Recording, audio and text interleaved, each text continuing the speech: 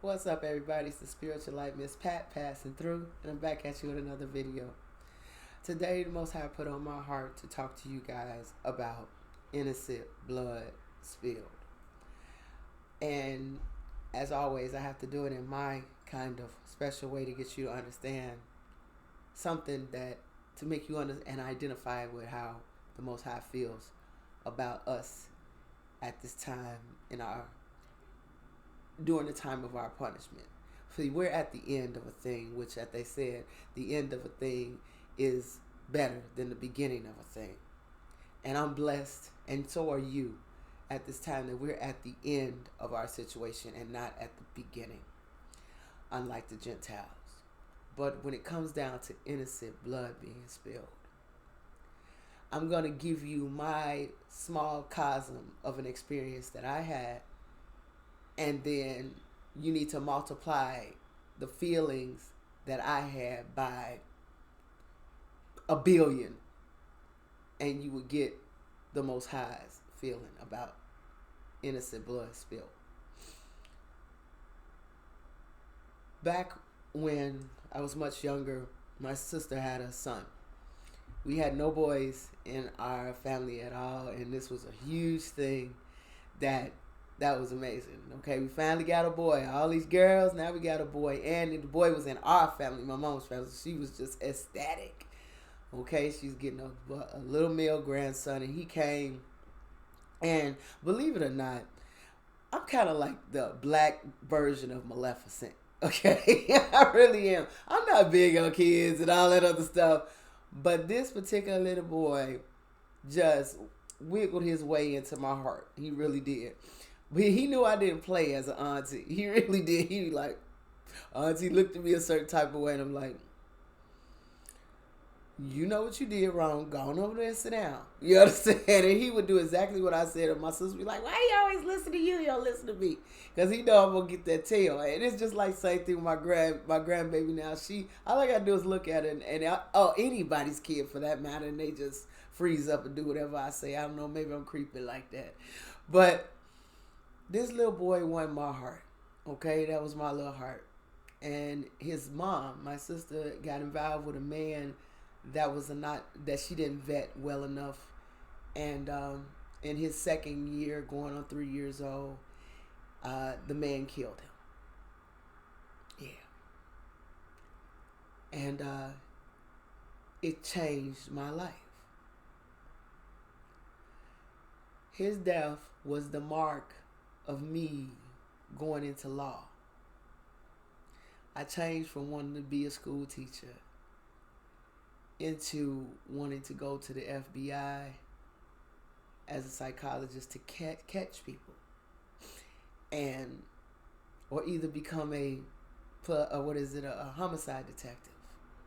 Use my talents that I had, and the way the whole situation went in court when we had to go through the whole thing, I literally told him, even if I have to become one of them, we're not done.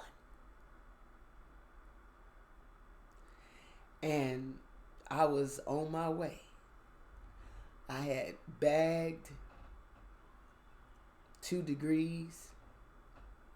I've had plans on becoming a guard in a prison to work my way up, find out what place he was going to be locked up in, and work my way up through the system so I could torment his ass every day. I had a plan. I got mad. I didn't cry. No. I got mad and went to school, and I got mad and had a whole plan on how I was going to get this motherfucker. Okay? I was going to get him with everything I had for killing that little boy. And it was mainly because of reasons that you all also know. I had no brothers, no father to protect my mom, my sister, nor me. So being the oldest, I took it upon myself. I think I can sharpen my swords, get myself prepared in time enough to be able to deal with this and get revenge that way.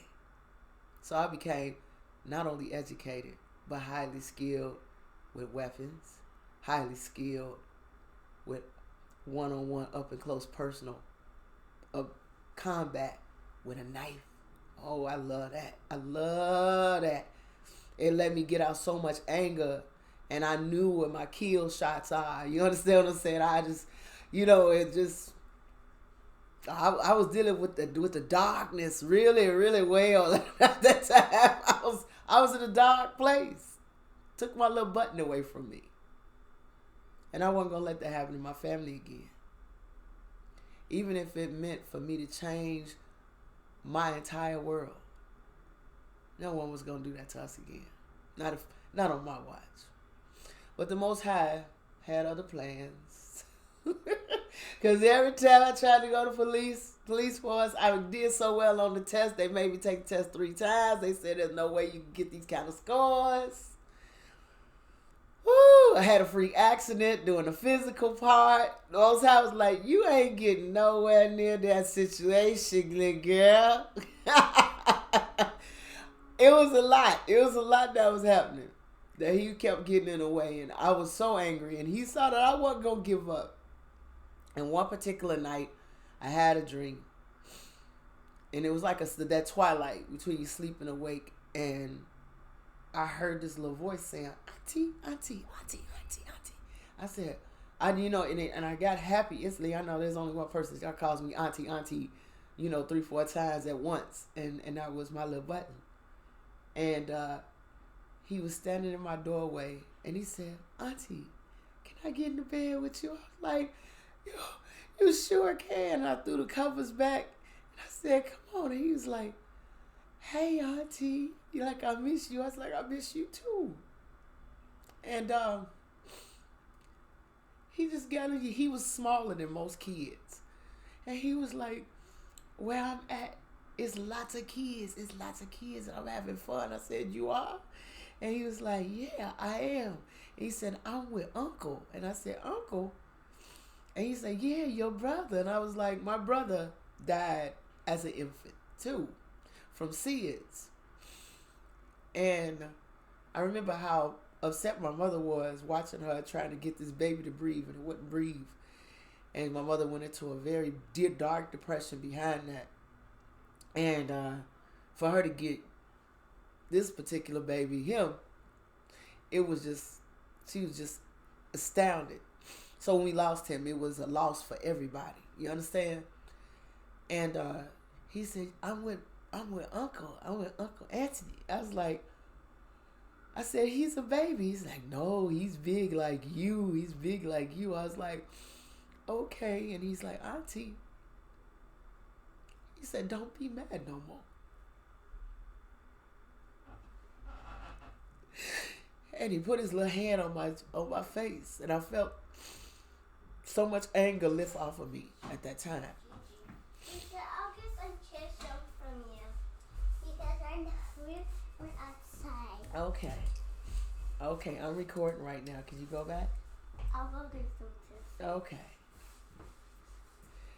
And he had his hand on my face, and all the anger lifted up out of me.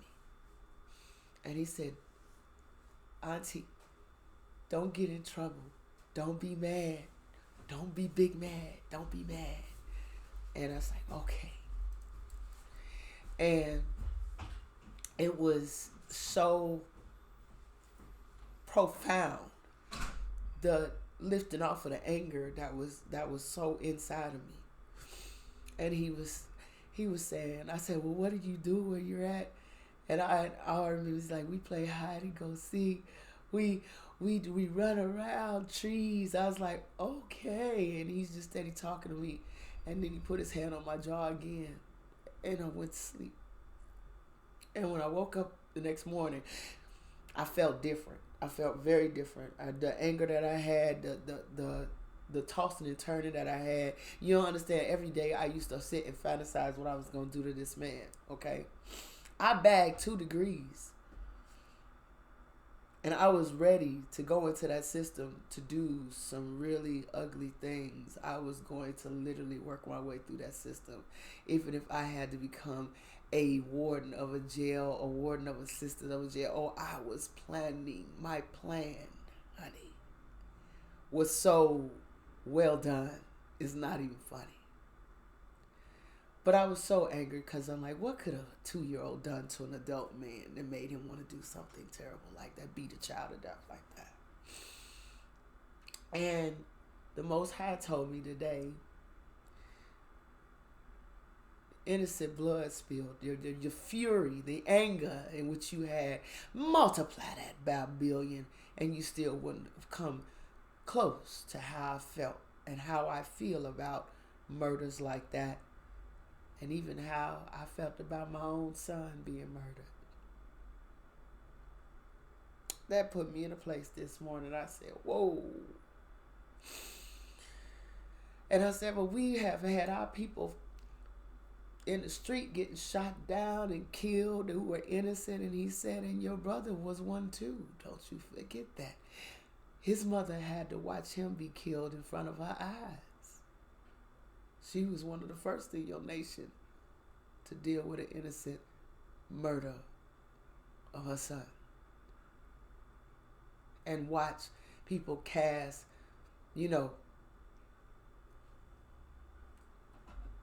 coins and things on his, betting money and things like that on his clothes, bloody clothes, while he's on the cross saying to Father, don't get mad. They know not what they do. We killing his son. And he's steady praying for us. Forgive them, Father. They know not what they do. I didn't think about Mary that way.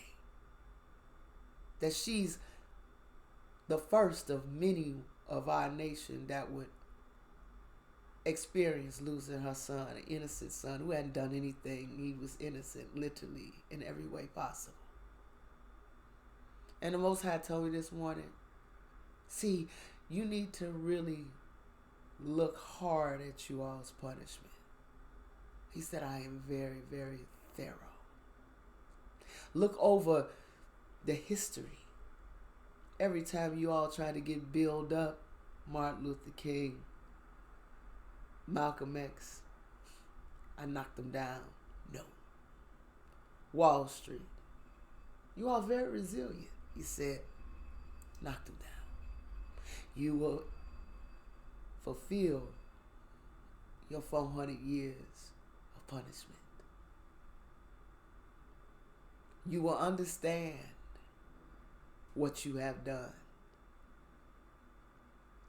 And what bothers me is that these churches have not put these pieces together like so. For us to understand when our children get killed in the street, when our men get hurt. Remember those scribes and what they said. Let it be on our children's head. Were we the children whose head it fell on? And it's been like that for quite some time.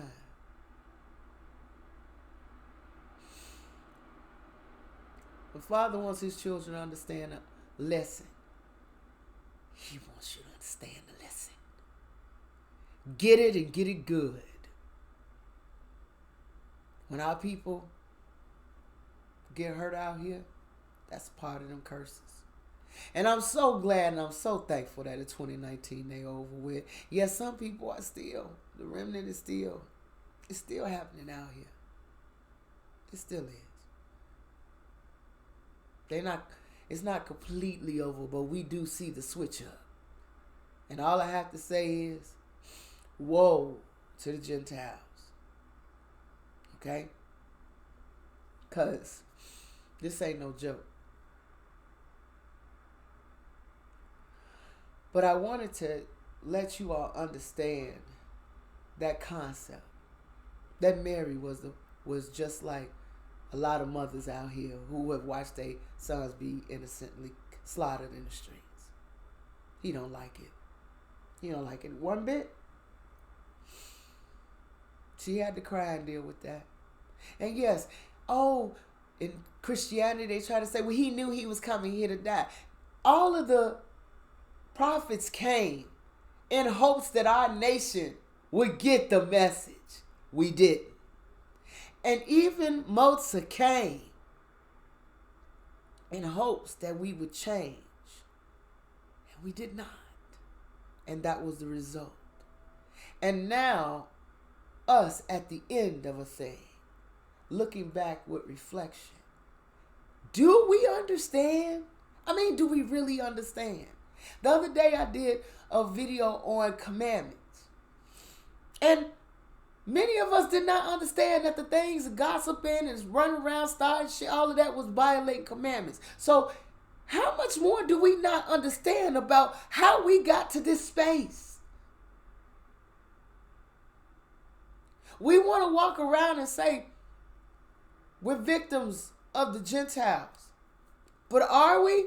Or are we fulfilling what the Most High said would be curses because of what we did? Because see, the straw that broke the camel's back was us killing his son. That's what fucked up everything. That's what shut everything down. He's like, oh, you killed my son? I'm getting ready to tell y'all up. Y'all remember the parable about the vineyard owner where he kept sending his people and told the men, you know, y'all need to come on out of my vineyard. These people weren't going to come out of the vineyard. It felt like they owned the vineyard. He sent a couple of his, top people and stuff like that to tell them, look, y'all can't be here. You trying to steal some shit that ain't got nothing to do with you.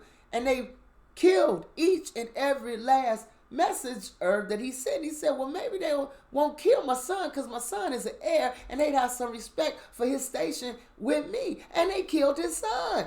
And then after that, he fucked their asses up.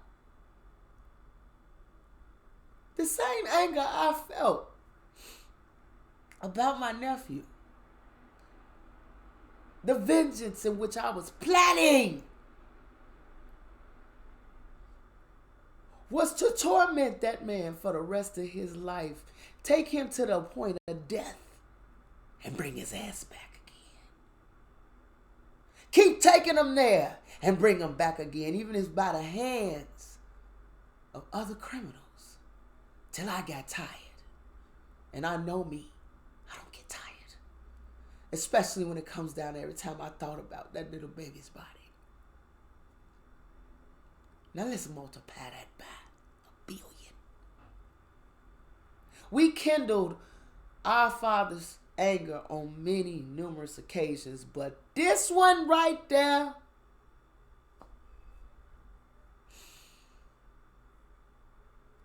and then you sit back and you look at time. This wasn't just an easy 400 years. Our takedown started much earlier than that. Okay? Took us a minute to get taken down. Just like it's taking a minute for these Gentiles to fall off. It's happening year by year by year by year. And you see it. From 2019, it's been a good straight, you understand, falling off the cliff, straight down. And it has not recovered. So imagine what ours was like. I think ours was slightly gradual, but theirs is just like, they sliding down a steep ass hill. Ain't no telling what we gonna look like by 2014. By 2024. You no telling what we gonna look like. What America's gonna look like by then. But when he took us down, he took us down. And then that 400 years of slavery, that hard labor and the things that they were doing and the raping and the moving people around and clearing people off the land, it got real, real awful. And the Bible said that would happen. That was the tribulation they was talking about in Revelations. But that tribulation wouldn't stop. Okay? He said it would slow down and it would come back up. It would slow down and it would come back up. You understand? We still went through things in the 60s, you know what I'm saying, and stuff like that in the 50s. It was terrible. But I noticed how he wasn't letting up till 2019. He sat up there and said, oh, y'all think y'all gonna get the civil rights thing going on? Okay. Y'all think y'all gonna get Tulsa going on? Uh-huh. No. Throw that shit right down. Shook his hand over the Gentiles to get them riled up so they would destroy everything. No, kiddos. Punishment time isn't over. When I say 400, that's the hell I mean. 400 years. As a parent, I can respect it. I can.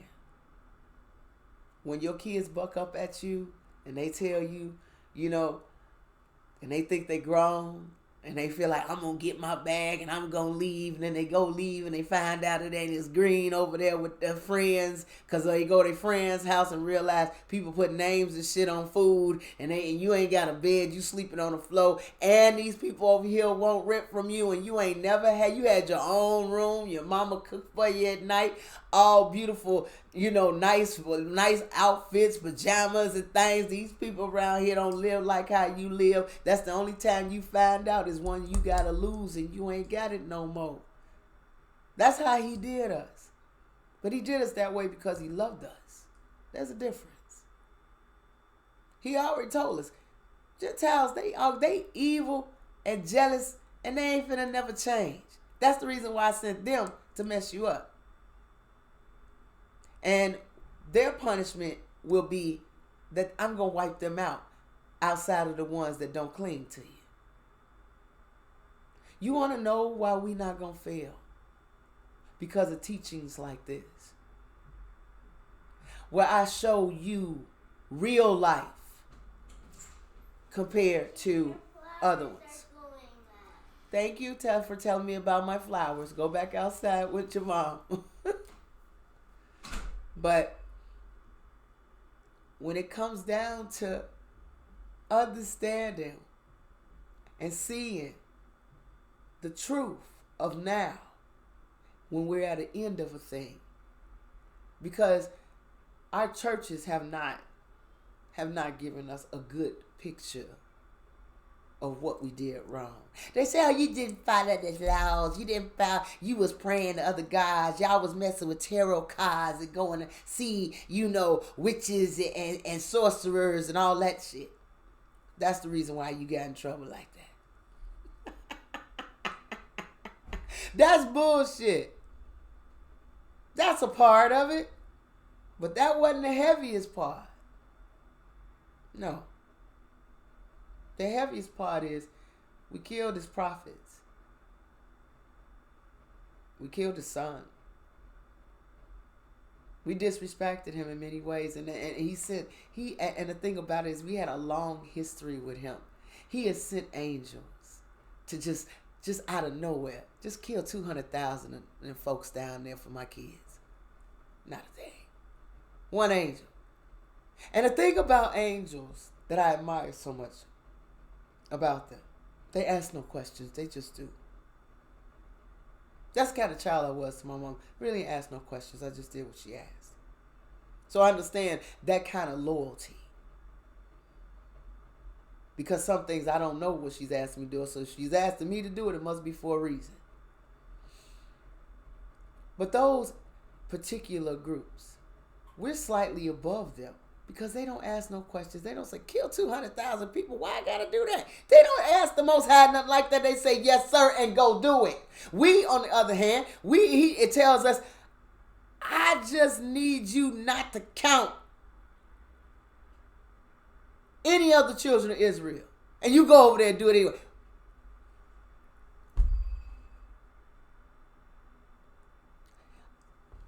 And then I gotta explain. He gotta explain himself to us. He don't explain himself to his angels. You do what I say. Okay? That's gangster. What's even more gangster is that they do it without no questions asked. But we argue and we have to have this back and forth with him. And they looking at us like, As long as we've been alive, we've never been allowed to do no shit like this. And these same little motherfuckers go and kill his son.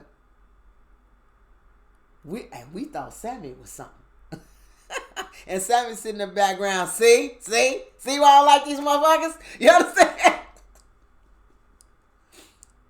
You don't understand how much of a beautiful space we have with our Father. Yet we can't stop ourselves from sinning nor following his commandments that he asked us to do. We know at the end of this he's going to forgive us. But by the end of this, you're going to understand where and how wonderful that space you're in with him is.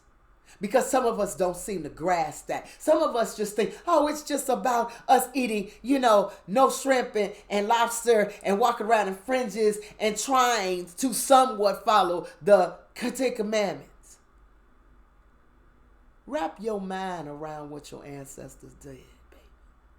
What they really did. That's why I gave you my scenario. And the feelings that went with that. Multiply them by how your father felt. And then take that as if it was your child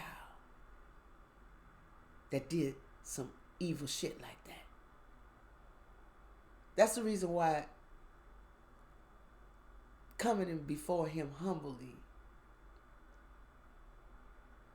at times, with the funky shit I know that our ancestors have done, I couldn't imagine standing in front of my brother feeling like, yeah, I've got it all together. No. Because he's standing there smiling at me, but he knows that backstory. That's like dealing with somebody that cheated on you. And you still smile at them and you still cool. But they don't know, they know that you dirty and how dirty you can be. But they still smile at you. You can't tell me that ain't an awkward place. Where you know that they didn't really do anything to deserve what you did, but you did it anyway. It's an awkward place to stand. And I find it funny that a lot of our people in our nation feel like they ain't gonna have no problem standing in front of the Most High. I'm a 144. You are? I don't know that. I can't say I can stand there and say I know that I'm chosen like that. I'm hoping that I even get at this point looked at. For the things that have gone on in my mind, for the things that I have done, for the things that I'm trying to work on, and why the sky is still blue, why everything is still normal in the world in which you know right now, you still got time to repent, you still got time to get your act together, you got time to sit back and reflect on not only your actions in your life, but the ones that happened with your ancestors. Yes, ask for forgiveness for them, but understand what you're asking for forgiveness for with them, because we get up there and I ask for forgiveness for what my ancestors did. Think real freaking hard about what your ancestors did. Think real hard if it was your son, your daughter that happened to. How would you feel as the Heavenly Father about our little group of people? That's why I gave you my scenario. See, I know I'm a person that carries grudges, dog. I carry grudges so hard that I'm going to go and get a whole education so I can fuck you up. My grandfather used to sit up there and look at me, especially during that time where I really had it on me, that darkness on me hard. He said, ain't nothing worse than a murderous woman with a plan, baby. And he said, be careful, little girl. He said, because I feel your anger and I understand it. But 2 wrongs don't make a right. And I told him, we'll mash that up when I get on the other side. But I have no intention on letting this fly. The Most High pulled my card. And out of anybody in this world, I would tell any man, I bend no knee for no man unless it's my husband and the Heavenly Father. And that moment, when he sent that baby in my dream, I bent the knee and said, I yield this fight. Vengeance is his, as he said. It's mine. Don't worry about it.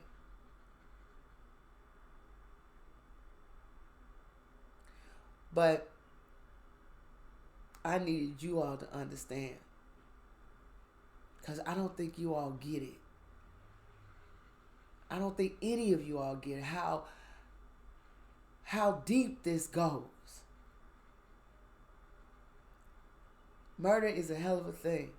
Innocent blood is even worse, because that's a child, person didn't do anything. That's a high level. That's what it said, thou shalt not kill. And then on top of that, thou shalt not kill somebody innocent that didn't do nothing. It's one thing to kill somebody that's just a dirty piece of crap that's out here killing folks. It's another thing for you to kill somebody that didn't do nothing but good, or a child that didn't even get a chance to live. But I wanted to throw that out there with y'all today. I know that was a heavy topic today, but as always with things, some things just need to be said. And I hope you understand. I hope you all actually sit down and think about what our ancestors did, and then think about the things and the hard tribulations that Black people as a whole have had to endure. And then look back at our ancestors and see, did we not do that ourselves? And how the Father's like, I'm punishing you with prejudice, discrimination, murder of your children. Okay? The destruction of homes. Mary had to bear watching her child die. He said, so will you. This is the reason why I put the commandments there. Do unto others as you had them do unto you. I did unto you what you did unto others as a part of your punishment. You've come to the end of it. There's a reason why you all won't screw up this time, because you're going to get it. You're going to see it for everything that it is, just like I saw it. It hit me like a ton of bricks. Wow. Mary had to see her son killed in the street and treated like garbage, and look at the daughters of Zion seeing their sons and daughters killed in the street and treated like garbage. Our Father ain't no joke, baby. Talk to y'all in the next video. Take care.